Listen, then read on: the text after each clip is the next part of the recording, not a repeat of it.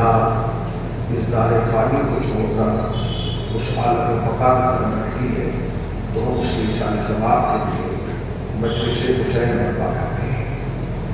اگر ہم اور آپ اپنی زندگی کا جائزہ لیں تو ہمیں اور آپ کو بخوبی اس بات کا احساس ہوگا کہ ہماری اور آپ کی زندگی جس نقطے، جس محور اور جس مرکز کے اتفاق کرتی ہے اس محور اور مرکز کا نام مجلس امام حسین ہے۔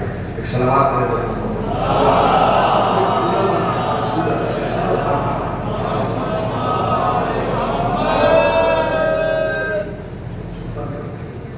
تو پوری زندگی کا انحصار جو ہے وہ مجلس امام حسین کا ہے۔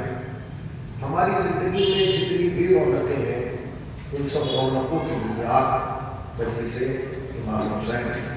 ہماری زندگی میں جتنی بھی دینداری پائی جاتی ہے اس دینداری کی بنیاد مجلس امام حسین ہے۔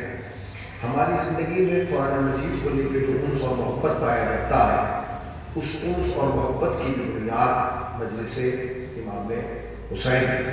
اس کی خاص وجہ یہ ہے کہ جن گھرانوں میں، جن خانوادوں میں اور جن آغوشوں میں ہم نے اور آپ نے تربیت پائی ہے اس میں والدین نے ہمیں یہی سکھایا ہے کہ گھر میں خوشی ہو تب بھی مجلس ہونا ہے، گھر میں غم ہو جائے تب بھی مجلس ہونا ہے، تم بیمار ہو تب بھی مجلس کرنا، تم شفا پا جاؤ تب بھی مجلس کرنا، حالات بگڑے ہوں تب بھی مجلس ہوگی، حالات سدھر جائیں تب بھی مجلس ہوگی، تم امیر ہو تب بھی مجلس ہوگی، تم غریب ہو جاؤ تب بھی مجلس ہوگی، تمہارے گھر سے جوان کی بارات جائے تب بھی مجلس ہوگی، تمہارے گھر سے جوان کی میت جائے تب بھی مجلس ہوگی۔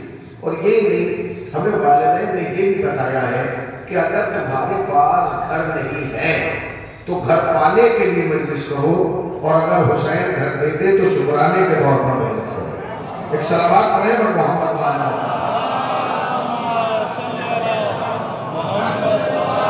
آپ اپنی زندگی کو جس نہج، جس رخ، جس اینگل سے بھی دیکھیں گے آپ کو مجلس کی فضیلت، مجلس کی برکت، مجلس کی عظمت اپنی زندگی پر اثر انداز نظر آئے گی۔ مجلس لوگ ہیں، وہ بزرگان نے جنہوں نے علماء خطبہ ذاکرین کو سنا ہے، اپنی سفید افراد ہے۔ میں اپنے جوانوں سے دو چار باتیں کرنا چاہتا ہوں۔ آیت میں مشہور زمانہ پڑھی ہے، اسی آیت سے دو چار باتیں ہوں گی چونکہ سارے ثواب کی وجہ سے، اور گفتگو آگے بڑھ جائے گی۔ آیت بڑی مشہور ہے، بسم اللہ الرحمن الرحیم۔ جتنے لوگ بیٹھے ہیں سب اس کے حافظ ہیں۔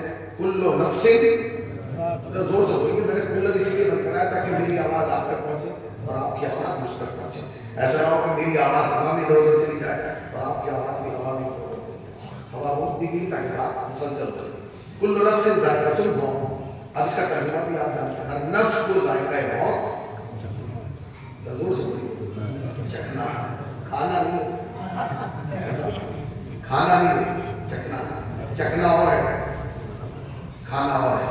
اور بزرگان موجود ہے، قرآن مجید وہ کتاب ہے جس میں دھرتی کا کوئی لفظ رکھا ہی نہیں ہے، جو لفظ جہاں رکھ دیا گیا ہے قیامت تک کے لیے بس وہ وہی رہے گا۔ قرآن اگر جاتا تو یہ بھی کیسے کہتا تمہیں موت کا موت کھانا ہے یا تمہیں موت کھا جائے گی، قرآن نے ایک لفظ رکھا ہے چکھنا، چکھنا اور ہے، کھانا اور ہے۔ چکھنے کا استعمال روز نہیں ہوتا، کھانے کا استعمال روز ہوتا ہے۔ دیکھیے ان کے سامنے کی بات ہوتی ہے، بات آپ تک پہنچی تو احساس دلائیے گا کہ حسین تک میری بات پہنچی۔ چکھنے کا استعمال روز نہیں ہوتا، کھانے کا استعمال روز ہوتا ہے۔ صبح شام کھانا کھا کے جائیں گے، اب آئی گئے تو کھانے تک رک جائیں گے، کھانا کیا بن رہا، کھانا کتنی دیر میں لگ جائے گا، کھانے میں کتنا ٹائم ہے، یہ سب ہوتا ہے۔ لفظ چکھنا نہیں ہوتا، لفظ چکھنا کرنا ہونا اس کا مطلب یہ ہے کہ کھانا اور ہے، چکھنا اور ہے۔ آیت میں لفظ کھانا نہیں ہے، آیت میں لفظ چکھنا، دونوں کی کنڈیشن میں فرق ہے۔ میں رات تقریباً صبح 5 بجے یہاں پہنچا، جیسے ہی میں پہنچا مثال دسترخوان لگا دیا، انہوں نے لیا ہوا جو رکھا تھا رات کا وہ لا کے مثال دے رہے تھے، اور کہا کہ روڑا کھانا کھا لیا۔ میں نے بیٹھ کے کھانا شروع کیا، پیٹ بھر گیا، شکل سے ہو گیا اور نگاہ کرنا شروع کیا، بات کر رہا۔ اب جب صبح ناشتے کا وقت آیا تو یہاں سے وہاں تک دسترخوان پہ کئی چیزیں رکھی ہوئی تھی، یہ بھی تھا وہ بھی تھا، مگر میں نے اپنی عادت کے مطابق ایک چیز اٹھائی اور پیٹ بھر گیا اور کہا پروردگار کا شکر، بچے سے ہی کہا، میں نے کہا مولانا یہ ہے، یہ سب بھی تو آپ کے لیے بنایا ہے۔ میں نے کہا میں کھا کہیں ایک کھاج میں جو مسئلہ ہے تھوڑا تھوڑا ایک بچے آیا تھوڑا تھوڑا دندور تو بنی. اب یہ لفظ صبح کیوں نہیں کہا گیا آپ چکنے اس لیے کہ دسترخوان پہ ایک چیز تھی. اس کا مطلب یہ ہے کہ لفظ چکنا استعمال بعض ہوتا ہے جہاں ورائٹیز مختلف ہیں, جہاں عنوان مختلف ہو, جہاں قسمیں بہت زیادہ. اللہ نے لفظ چکنا استعمال کیا ہے, کھانا نہیں, تاکہ انسان سمجھ جائے کہ سفرہ حیات پہ ایک قسم کی موت نہیں ہے. سلامت